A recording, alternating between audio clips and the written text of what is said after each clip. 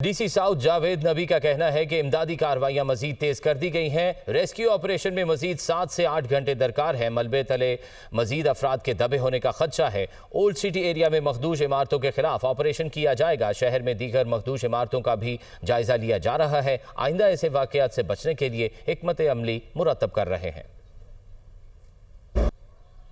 ये rescue operation जैसे कि आपने देखा कल से जारी है। इसमें मज़ीद 6 से 8 घंटे लग सकते हैं इस ऑपरेशन को क्लियर करने में। और कोशिश तो है हमारी एडवांस टेक्नोलॉजी की मदद से हम लोगों को अगर कोई ज़िंदा फंसा हुआ है तो हम उसको ट्रेस करके और ट्रैक करके निकालें। तो हमने काम शुरू कर दिया है अपना और इंशाल्लाह मंडे से हम डेमोलिशन की तरफ जा रहे हैं। ओल्ड सिटी एरिया और लियारी में ये चैलेंजेस बहुत ज़्यादा हैं। देखिए जी, अभी डिस्ट्रिक्ट साउथ की अगर हम बात करें तो डिस्ट्रिक्ट साउथ में इस तरह की बिल्डिंगें तकरीबन 300 प्लस हैं। तो इस तरह बाकी जो बिल्डिंग है उस पर भी 51 को हमारी प्रायोरिटी है कि हम पहले खाली कराएं और डेमोलिश करवाएं। बाकी बिल्डिंगों को हम फेज़ वाइज करते जाएंगे।